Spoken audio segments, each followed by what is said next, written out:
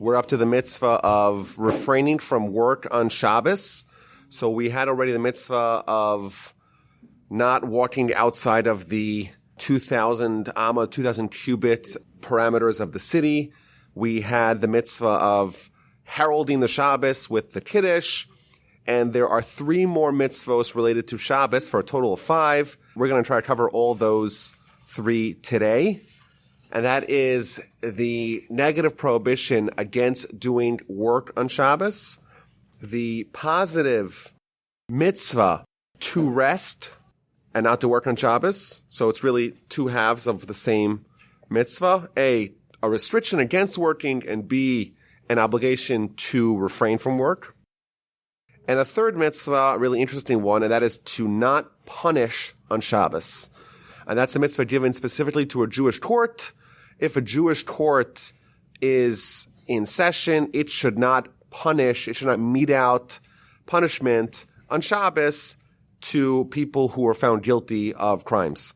Now, because this is such a significant mitzvah in our life, I was thinking to elaborate on this idea of not doing work and getting into some of the nitty-gritty details. Of course, people spend literally years of their lives studying Shabbos. I figure we'll give it a little bit more of a comprehensive snapshot than what we typically do. So what's this mitzvah all about? So the Sefer Chinuch tells us that it's a prohibition against doing work on Shabbos, not only for us, but also for our children. So even though children who, let's say, may be beneath the age of bar mitzvah, they're still part of the obligation of the father or the mother, the parent, are responsible to ensure that the children do not do work on Shabbos. In addition, we don't allow our servants, even our animals, as we're told in the Torah, again, this is in the 10 Commandments, don't do work, not you, not your servants, not your animals. They are not allowed to do work as well. So your animal has to take Shabbos off too. Now, the Talmud has a discussion, what about my vessels? If I have a vessel, which is an item that I own that's non-animate, is that also included in the restriction or not? And the ultimate conclusion of that is that no, there is no responsibility for me to have my vessels not work on Shabbos. And we're very thankful for that, because otherwise you wouldn't be able to have a refrigerator operating on Shabbos, or a light, or an air conditioning. That would not be allowed, but the Talmud says that it's okay because the restriction against work is limited to humans and animals as well. Now, the sages tell us that really Shabbos connects to the major themes of our faith. And in fact, when we say the Kiddush, the mitzvah that we talked about last week, we talk about the idea of creation, that when we herald the Shabbos, when we acknowledge it, when we take a day off to kind of mimic God works for 6, so to speak, and takes the 7th off, we do the same. We're, of course, testifying to the truth of the creation narrative in Genesis. In addition, beyond the invocation of creation, in Shabbos, we're also acknowledging the Exodus. So the 2 grand revelations of history where God showed himself, so to speak, in creation, creating the world, displaying his mastery, his omniscience, his omnipotence, and everything that we see he brought about, he effectuated into existence. We revisit that every week, and therefore we're testifying to the pillars of our religion and also to the most significant event of our history and the event that forged the deep relationship that we have with the Almighty. Now, what constitutes work on Shabbos to be prohibited is a very interesting question, because if you were to ask me what constitutes work, I would say, well, schlepping something really heavy, or working on a very difficult problem, or maybe every person would have their own definition. The Talmud tells us that there are 39 different categories of work, and each one of those categories is a category that has branches that stem out of that category. Moreover, there is a very large body of rabbinic edicts and decrees and laws governing Shabbos restrictions. So the most famous of those, of course, is the muktzah laws. And that is anything that can be used or that is most often used for a prohibited act not only should not be used for that act, but rabbinically speaking, cannot be carried or moved around if it could be used in that way. So, for example, one of the 39 prohibitions of work is not to write. Well, you write with a pen. Can you handle a pen? Can you spin it around your fingers? So from a Torah perspective, well, you're not writing. Only writing 2 letters is included in the Torahitic level of restriction, and that is not to write on Shabbos, because that's one of the 39 categories of work. And we'll get to in a second where those 39 categories of work come from. However, rabbinically speaking, there is a rabbinic edict against handling the pen, because the pen is most often used for writing, and therefore the pen becomes something which is designated for a restricted activity, and the rabbis come along and say something which is designated for a restricted activity cannot be handled on Shabbos. That's just one example of a very large body of rabbinic activities that are governed by Shabbos restrictions. Now, I want to point out the Talmud makes it quite clear that all these rules are discarded in the event where you need to save a life. So I actually recently told my children, said I made a phone call once on Shabbos. I actually made several phone calls because my son Yehoshua, he should live me well, he was born on Shabbos. And 6 a.m, we got to go to the hospital. And we were living in Israel at the time. So I had a list on my phone of all these Arab taxi companies that they could take you to the hospital. And you pay them after Shabbos and they can kind of work that out. 6 a.m, they're all sleeping. All of them. So I'm calling one after another. No one's answering. So I call the Hatzalah, which is essentially the EMTs. And a Jewish guy shows up with an ambulance in 4 minutes, even less. And we took the elevator down, and I got in the car. This is the oddest experience. This first time I was ever in a car on Shabbos, in a vehicle on Shabbos. The guy drove 90 miles an hour. He was in the hospital in 6 minutes, from one end of Jerusalem to the other end of the Jerusalem. And yeah, there was no cars in the street. It was early in the morning, Shabbos morning. There's nothing happening really. Get to the hospital. I took the elevator, the whole thing. And where's Shabbos? The answer is that the Talmud addresses if there's a life in danger, and that's even life of the fetus, or certainly the life of the mother, then all these laws go out the window. In fact, the Talmud says that someone who quibbles with this, well, I don't know, is it really a life-threatening illness? I don't know. Someone who hesitates and does not take action, even if there's a doubt of a life being in danger, that is what's the Talmud calls chassid shota, which means he's a pious fool. He thinks he's pious, but really he's a fool. In fact, the Talmud says the quicker that someone is to act in a case of a life-threatening situation, the more praiseworthy that person is. And the Talmud offers a variety of reasons why this is so. Why does saving a life override Shabbos? And it gives several answers. This is in the book of Yoma on page 85a and b. One of them, very interesting, is that the Talmud says it's logical. Why? It's better to desecrate one Shabbos and save a life, and therefore have the person be able to fulfill many, many Shabboses in the future. So you desecrate one in order to fulfill many other. Now, there is a second mitzvah in the book of Leviticus which says kind of the same thing, and that is that Shabbos is day of rest. And the laws of the second mitzvah seem to be identical to this. The only difference is that one is a negative prohibition and one is a positive mitzvah, and that is, the negative is don't do work and the positive is to rest. And the commentaries tell us that in fact the laws of Shabbos are repeated 12 times, or no less than 12 times. And the reason why, it's to kind of impress upon us the seriousness of this mitzvah, and therefore, according to some opinions, the reason why we're told this added mitzvah is just to kind of add more power, add more oomph to the prohibition not to do work, to know that not only if someone does it, they're transgressing one of the 613, but they're also missing out on a second mitzvah. That said, some of the commentaries, most famously the Ramban, Nachmanides, in his commentary to the book of Leviticus, chapter 23, verse, I believe 24, he says that the added mitzvah is telling us something different. It's not just a second prohibition, a second mitzvah that has the same laws as the first one.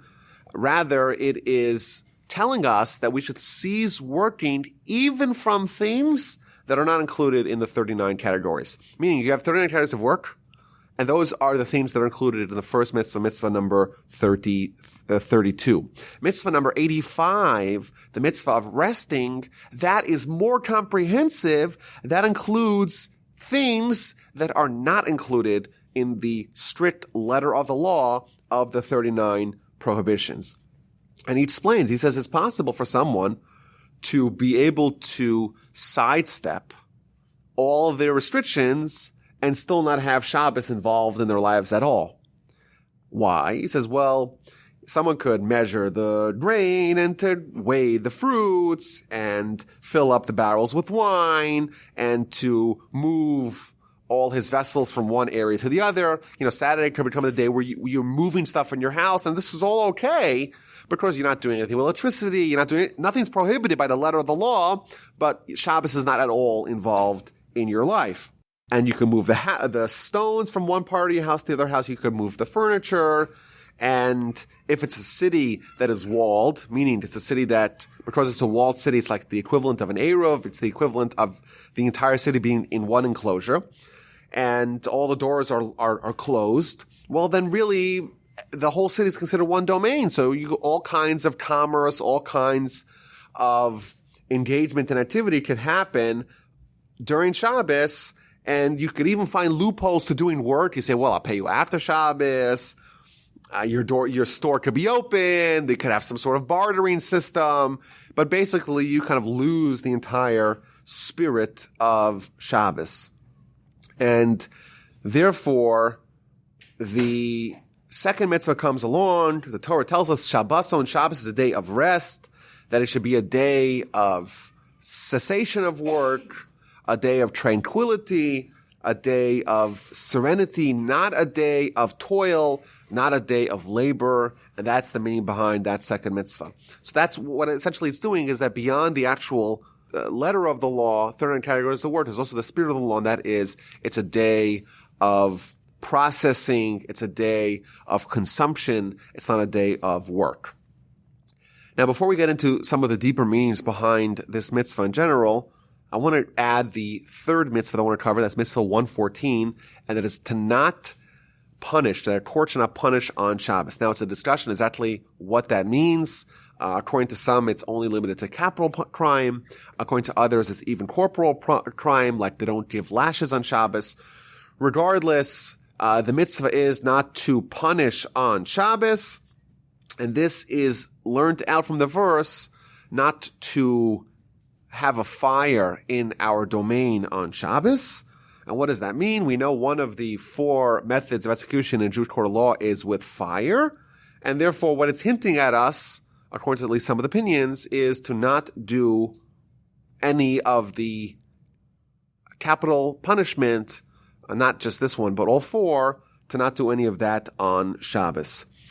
Now, there's some technicalities here, and that is that the Torah tells us in a very general sense what we shouldn't do on Shabbos, and it essentially hints at 39 categories of work, and we'll get to that in a second, how it hints at it.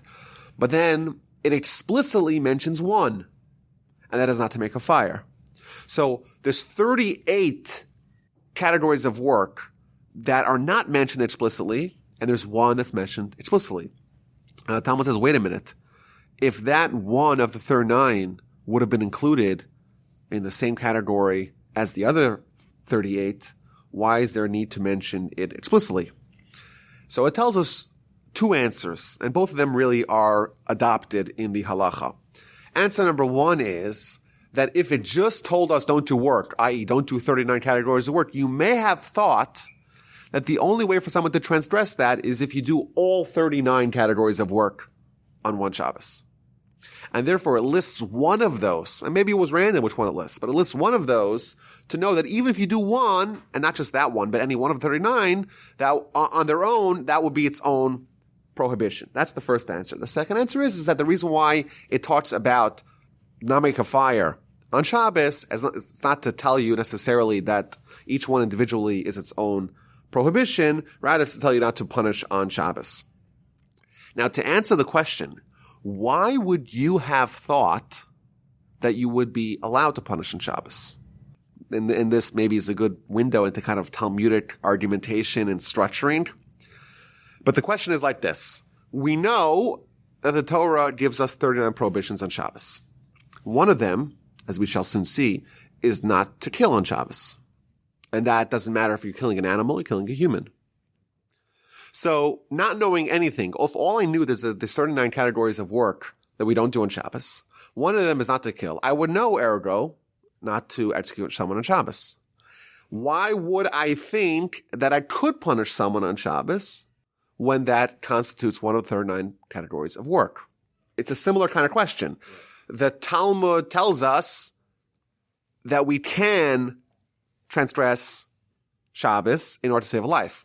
But it derives that from some sort of source.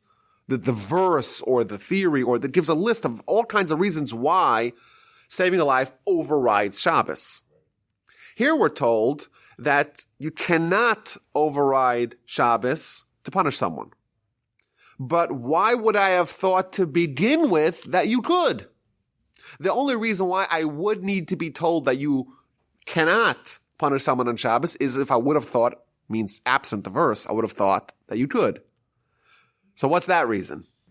So Talmud says like this. We know that sacrifices override Shabbos. Why? Because what happens in the temple on Shabbos is there are certain sacrifices that are brought. Well, it's Shabbos. How do you slaughter an animal on Shabbos? Well, there's a special verse that tells us that we're allowed to do, the Kohanim, the priests in the temple, are allowed to do the mitzvos of the temple, the activities of the temple, the sacrifice of the temple, even on Shabbos, even though they constitute work on Shabbos under other conditions or under others in different settings.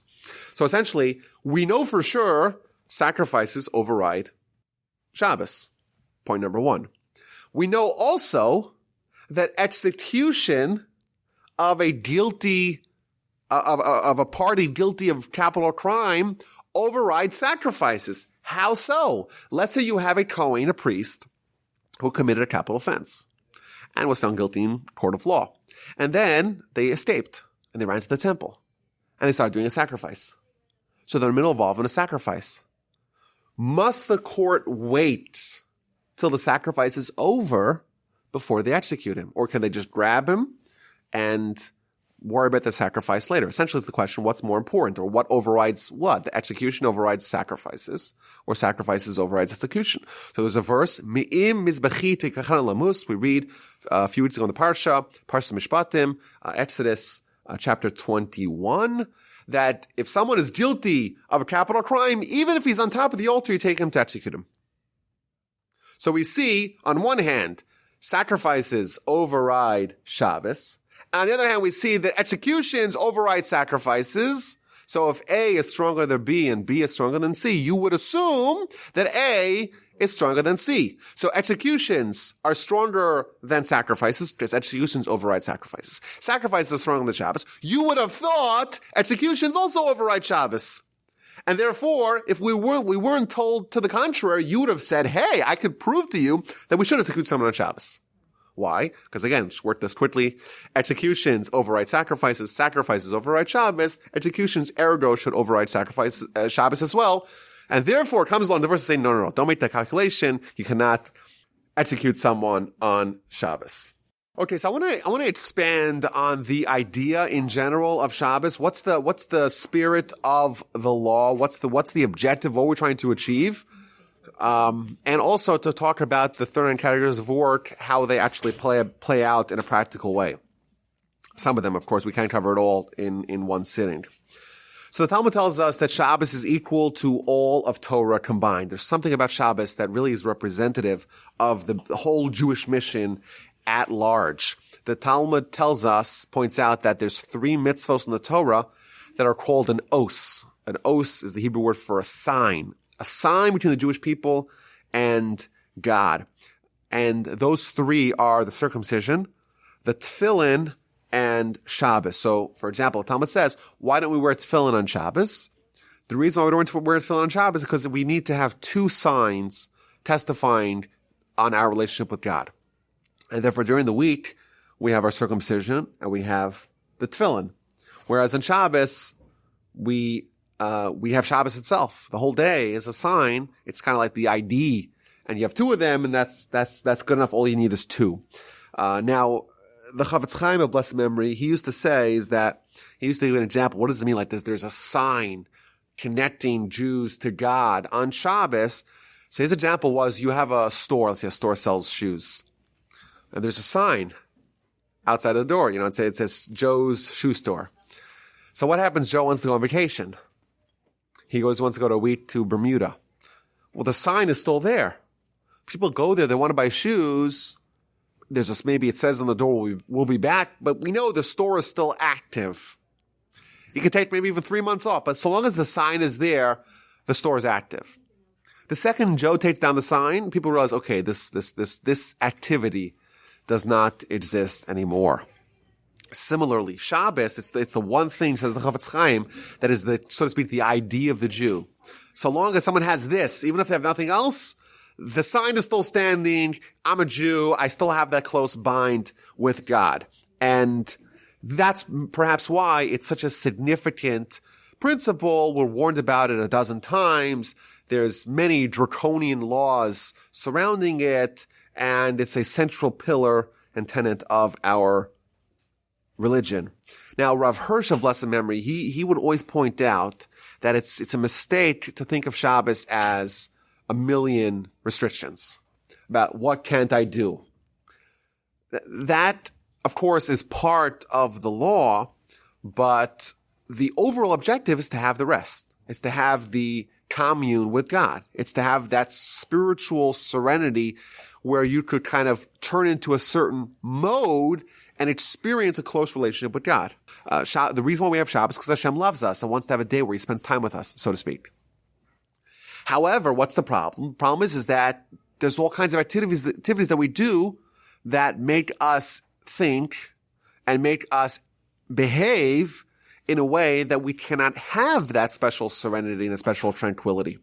And therefore, the restrictions are all there to enable, to facilitate the rest and that peace of mind that we could have that positive experience of the Shabbos bliss. And I'll say just personally from experience, I don't feel like Shabbos is a burden, like I'm tiptoeing around eggshells, because once you get used to the restrictions, that's just clearing the path, enabling and facilitating the wonderful day of possibilities, of opportunities. It's also been pointed out, and this is maybe related to the more broader theme of Shabbos, that the 39 categories of work are categories of creative work. So for example, schlepping something, you move a couch, you could do that on Shabbos because it's not creative work. It's not creating something new or a new situation or a new status that wasn't there prior. By ceasing to create, by kind of withholding from our creative capacities, we do get reminded of God, who ultimately is the creator and is the one that doles out to us the ability to be creators and to be creative throughout the week. But I want to talk briefly about the 39 categories of work. The Talmud in the book of Shabbos, page 49b, tells us that there's 39 categories of work, and these correspond to the activities of the Mishkan, of the tabernacle.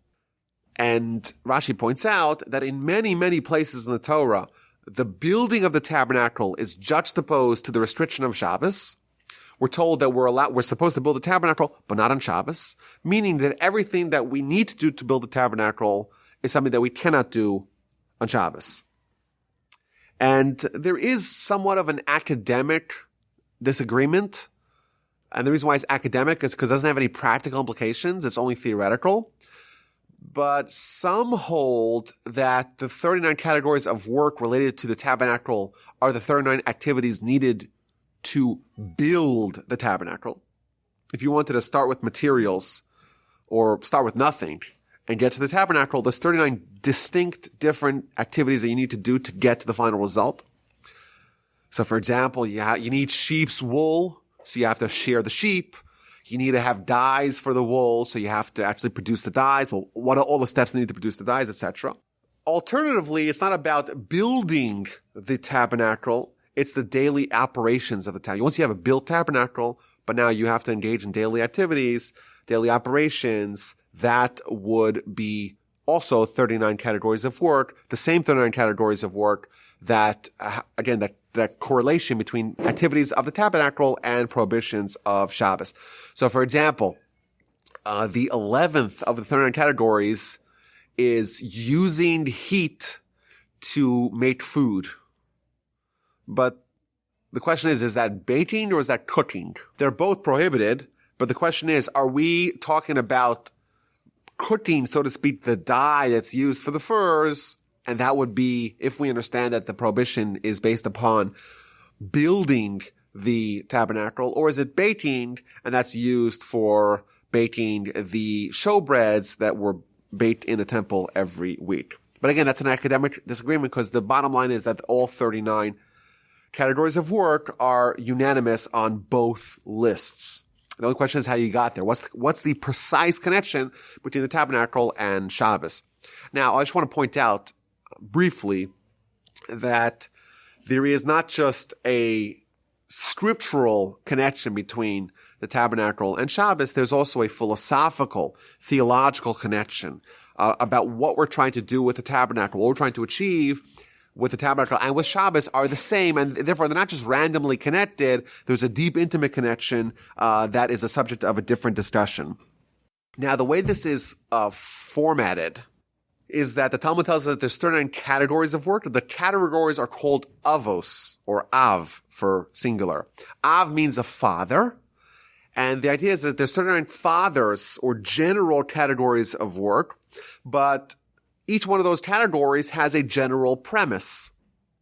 The premise of the father, and then the child or the subcategory is something which is not an identical activity to the father, but it falls into the same premise of the father, and therefore it too is included in the prohibition. That's why it's called categories of work, not activities of work, because these activities are really a category that has subcategories included under that rubric. So for example, one of the 39 categories of work is planting. Cannot plant on Shabbos. The premise of planting is promoting plant growth in any way. And therefore watering plants, while not precisely planting, it is a subcategory because it's related to the premise of planting, and therefore it will be considered a subcategory of that general category. It is a child, so to speak, of that father. I want to quickly run through the 39 categories of work and give some examples of how they actually play out. The first one is called choresh. It means to plow, and that is when you prepare soil for planting. That's the premise. So again, plowing is the actual general category of the father. The premise of that is to prepare soil for planting. So what would be an example of an activity that's not actually plowing, but is similar to the premise of plowing? That would be, for example, weeding. You clear away the weeds. That is also preparing the soil for planting. And therefore, even though it's not exactly plowing, it's a subcategory of plowing, and it would be included. So if someone to remove rocks or thorns from the field, spreading out fertilizer, etc., that would be included under the category of the first one. And there's planting, which we said earlier is promoting plant growth. An interesting example of this would be, and again, this is something that you would not know unless you're kind of learned in some of the laws of Shabbos. Suppose someone has a house plant and they want to give the house plant sunlight. So they want to just open the curtains. It seems like it's a very benign activity, but it is promoting plant growth. So it will be a subcategory of planting. It doesn't seem to be at all similar to planting. It's not the same activity, but it's the same premise, and therefore it would be an example of that as well. Another thing, again, these are things that we have to get used to and we have to learn. Another example of this, spitting on grass. Spittle has some water in it. You're spitting on the grass. You're, in a very minute way, you're promoting plant growth. That would be included in this. The next one is harvesting, which is uprooting or severing any part of a living plant. Breaking off a tree, removing a leaf, picking a fruit, even kicking a dandelion would be included under this category. The next one is gathering fruits. So if someone were to consolidate things which grew from the ground for a constructive purpose. So, for example, someone rakes leaves because they want to dive into the leaf pile. So if you want to rake leaves, you're piling things that grew from the ground for a constructive purpose. That will be included in this. The next step is to thresh. That's when you have a wheat kernel that's covered with chaff and straw. You want to kind of separate the food from the non-edible items. And that would be similar, for example, to squeezing juice from a fruit. It's the same kind of thing. You have the juice that you want. It's kind of captured in the fruit. You squeeze it. That would be a subcategory of that. The next one is one that's very not relevant, I would say, and that's winnowing. That's when you throw the grain in the air and you let the wind blow the lighter chaff away, and then the grain actually drops down. So you make a pile. The wind goes away, and all you're left is things that you're desirous of. A borer is separating. So you have a mixture. You remove the things that you don't desire from that mixture. Grinding, you take the wheat kernel and you grind it down into flour. So that's kind of reduction of a large entity into smaller parts. So for example, grinding coffee on Shabbos is an exact parallel to this. You have a coffee bean and you want to kind of take and grind it into a smaller parts would be included in this. Then you sift the flour because you're still separating some parts. So again, using a sifter to remove unwanted matter from a mixture will be included in this. Then you want to make the dough, so you have to grind it. You have to knead it. That's combining two ingredients into a dough. Now, interestingly, instant coffee would be okay, even though you have the similar kind of thing. You have water, you have coffee, and you're mixing them into a mixture. That will be okay for a few reasons. First of all, it's not a dough. Second of all, the coffee is pre-cooked, so it's different. This is only you take two ingredients like water and flour and combine them into a dough. We have baking and cooking. People spend literally 6 months studying the exact details of this. That's heating up a substance, food or non-food, until the substance changes in a positive way. Which again, very general premise, which can be applied in a lot of different ways. There is probably a million different variables of this question. But again, we were trying to get just the general overview. Now, the Talmud tells us that these first 11 are what's called Sidur de Pas, the order of making bread. All those activities from plowing until you actually bake it, those are the 11 different steps of making bread. Each one of them will be considered its own category, again, with a general premise. That's the premise of the category and many subcategories that are derived from it. The next is how do you make garments? So you have to make a wool garment. How do you do that? So first you have to shear the sheep.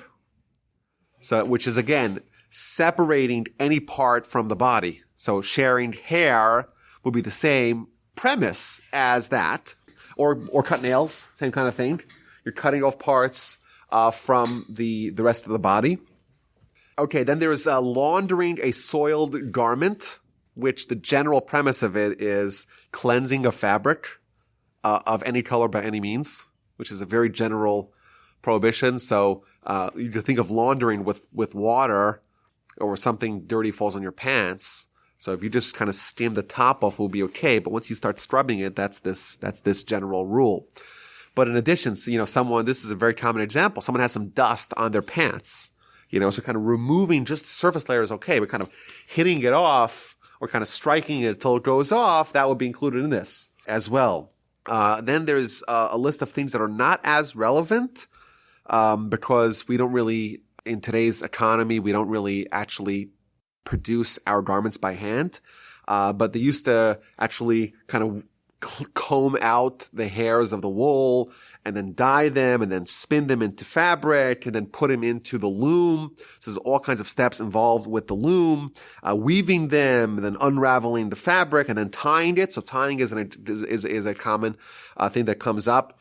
So tying it, it's only prohibited if it's a double knot. So for example, you take out the garbage. So you take out the bag and you tie it, you go throw it into the trash can. So that's okay. You tie it twice, you just created a double knot. Double knot's a problem. One knot, no problem. One knot in a bow, no problem. A double knot, that would be included. Because it's considered a more permanent knot, yes. If it's something that you would not undo, it's meant to be done permanently, that's included in this category. So for example, a thing that comes up commonly, you have tzitzis, or you have a talit. And sometimes the ends over here, this is a double knot. You have 5 double knots in your tzitzis. This sometimes becomes loose, so you might want to tighten it.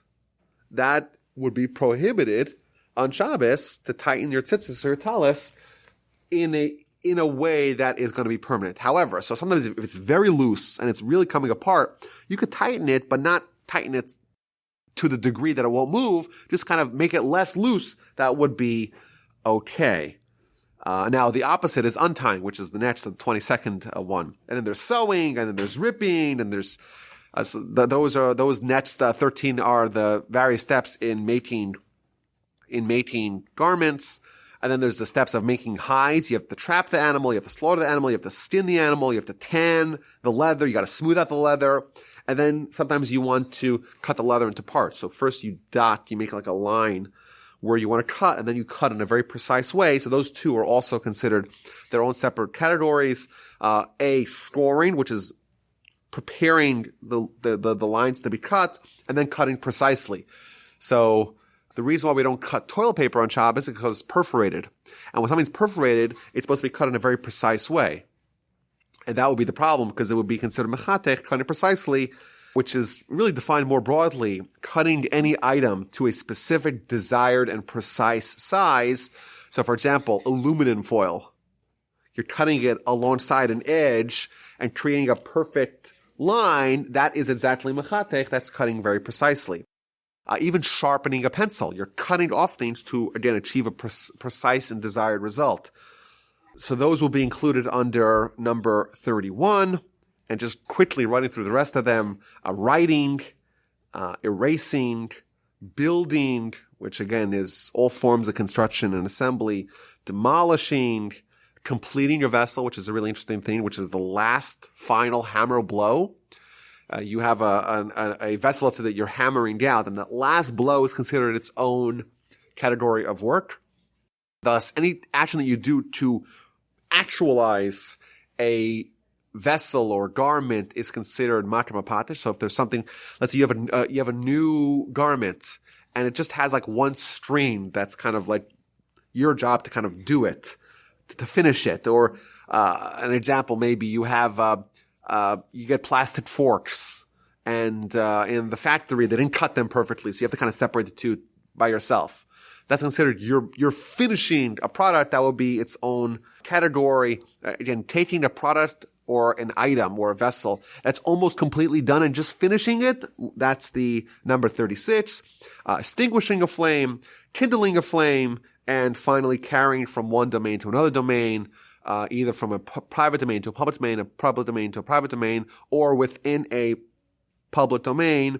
That would be number 39.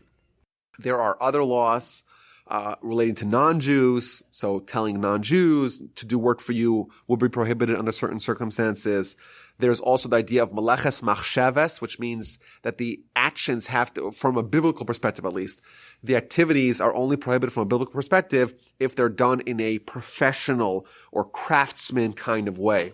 So there's all kinds of categories of activities that are not professional, or they're not done in a craftsman way, and that would render something from being biblically prohibited to maybe only being rabbinically prohibited, and maybe in certain ways would be allowed entirely.